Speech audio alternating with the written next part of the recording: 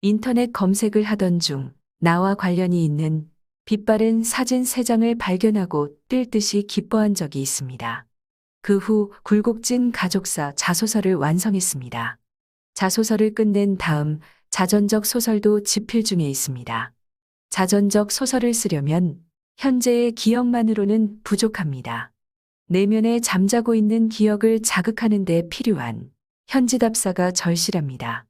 그런데 1951년 6.25 전쟁으로 남아한 38다라지 신세라서 난감했습니다. 나는 1941년 신의주에서 태어났습니다. 그렇게 되니까 현지답사는 언감생심, 꿈도 꾸지 못할 일이 되고 말았습니다. 압록강 건너 먼 발치에서라도 고향 산천, 신의주를 가보고 싶었지만 냉전 체제에 북한은 말할 것도 없거니와 중국 관광도 불가능한 일이었습니다. 그러나 국제 정세는 유동적이라서 1980년대 후반부터 해외여행이 자유로워졌으며 1988년 서울 올림픽 이후 한국과 중국 수교로 백두산 관광이 가능해졌습니다. 나는 2015년 8월 7일부터 12일까지 5박 6일 여행사 패키지로 백두산을 다녀왔습니다. 압록강 건너 신의주도 먼 발치에서 볼 수 있었습니다. 김포공항을 이륙한 아시아나 여객기가 대련에 도착한 다음 버스로 단동, 환인, 백두산, 집안, 다시 단동과 대련으로 와서 귀국했습니다. 그렇게 되니까 단동에서 2번 호텔에 투숙할 수 있었고 6.25 당시 폭격으로 부셔진 반쪽짜리 압록강 철교 끝자락까지 가서 신의주를 볼 수 있었습니다. 그때 회귀 본능이 작동하면서 갖가지 상념들이 떠올랐습니다. 상념에 대해서는 잠시 뒤로 미루고 남한의 문재인 대통령과 북한 김정은 위원장이 백두산을 다녀온 이야기부터 하겠습니다. 내가 백두산을 다녀오고 3년이 지난 2018년 남한과 북한 정상회담이 평양에서 있었습니다. 그때 문 대통령이 김 위원장 안내로 백두산을 다녀온 기사와 사진을 인터넷 검색으로 얼마든지 볼 수 있습니다. 거기에 보면 문 대통령이 다음과 같이 말했습니다. 대한민국 국민도 백두산 관광 시대가 곧 올 것이다. 중국 장백산 코스로 가지 않고 북한 삼지연 코스로 남한 사람들이 백두산 관광을 할 수 있게 된다는 취지의 발언이었습니다. 그러나 지금의 한반도 정세는 어떻습니까? 문 대통령 말이 무색할 정도로 예측 불허의 상황으로 치닫고 있습니다. 한반도 정세는 항시 불안했고 어제 오늘에 비롯된 것이 아닙니다.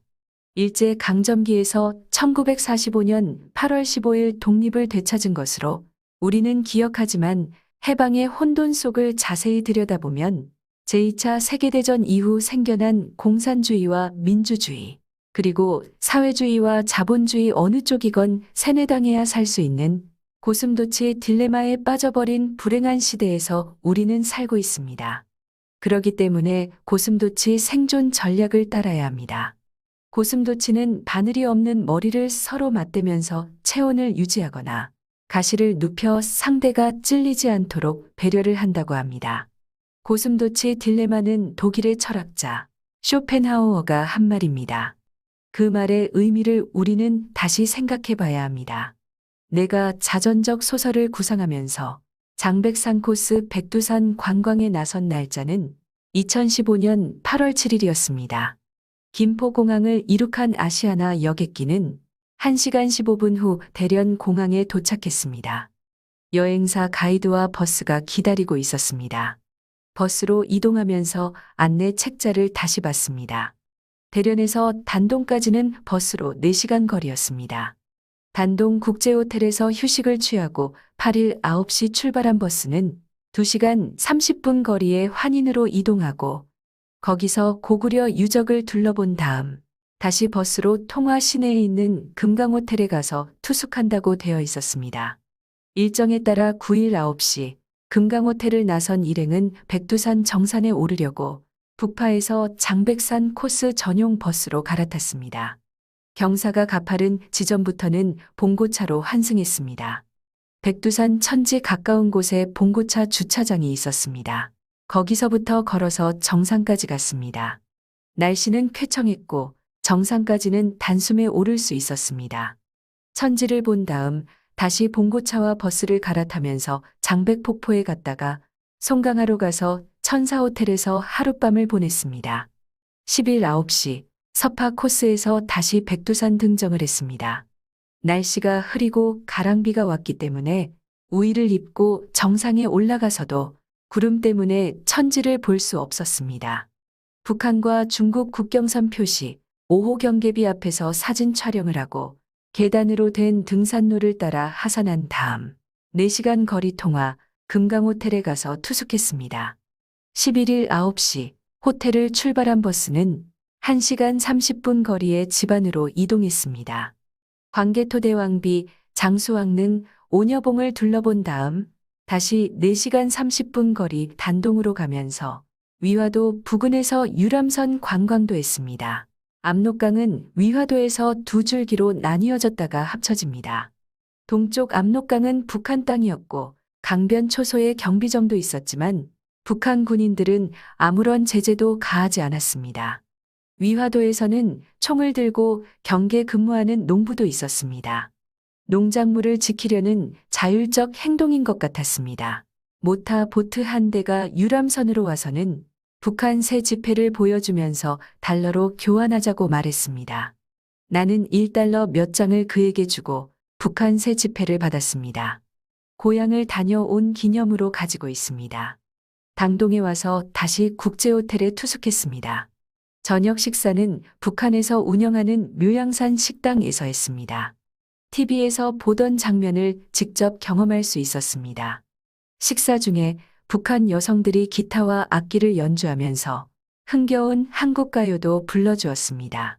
무대 공연이 끝난 다음 연장자였던 나에게 북한 여성이 다가와서 반갑습니다. 인사를 하면서 악수를 청했을 때 나는 심장이 터질 것만 같았습니다.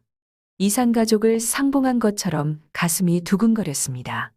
12일 아침 식사를 하고 압록강 철교 공원으로 가서 산책을 했습니다. 그곳 사람들이 전혀 낯설지 않았고 반갑기까지 했습니다. 일제 강점기 무렵 평양 관료였던 할아버지는 평양기적의 이름이 오른 나의 할머니와 연인 사이였다고 합니다. 세상이 바뀌면서 당동에서 가정을 꾸민 조부모는 슬하에 이남 이녀를 두었습니다.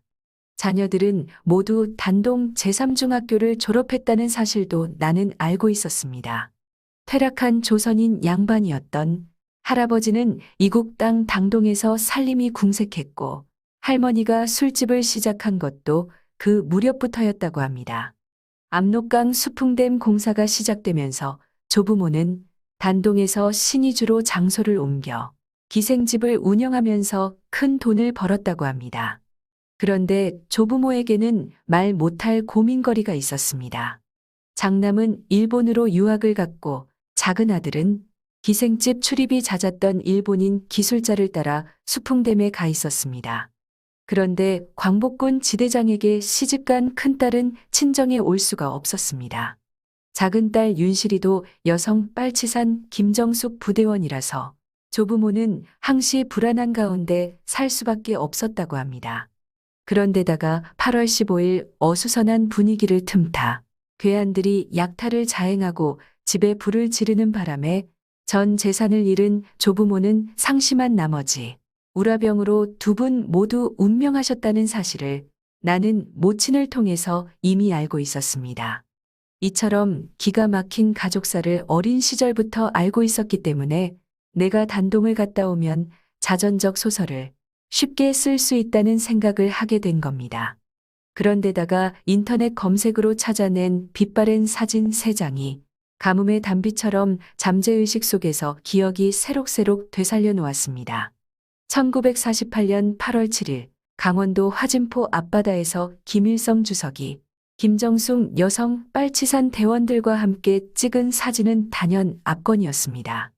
사진을 보면 가운데 줄 오른쪽에서 첫 번째 아이가 조선민주주의인민공화국 최고 지도자 김정일의 어린 시절 모습입니다. 그와 어깨동무한 아이가 소련 군정 정치사령관이었던 레베데프 소장의 아들 알렉산더 레베데프이고 그 뒤쪽이 레베데프 소장 부인, 그 왼쪽이 김정숙, 그 앞이 김정일 누이 김경희입니다. 사진을 유심히 보던 나는 맨 좌측 아이를 안고 있는 여인이 나의 고모 김윤실이라는 사실을 예민한 직관력과 풍부한 상상력으로 알 수 있었습니다. 사진 촬영 날짜를 보면 1948년 8월 7일입니다. 그보다 1년 전 고모는 사내아이를 출산했고 그보다 앞서 조선민주주의인민공화국 외무상과 결혼을 했습니다. 내가 평양 남산소학교 1학년이 되던 해였습니다. 평양철도 호텔에서 결혼식을 했습니다. 신부 쪽 사람으로는 우리 가족이 유일했습니다. 부모를 따라갔던 나는 소련 장교들이 많이 참석한 가운데 난생 처음 보는 신기한 행사여서 그때의 기억이 화석처럼 남아 있습니다. 그로부터 2년 후 김일성 부인 김정숙은 세 번째 아이 출산 후 심한 하열로 33세에 사망했다는 기사를 어디에선가 보았습니다.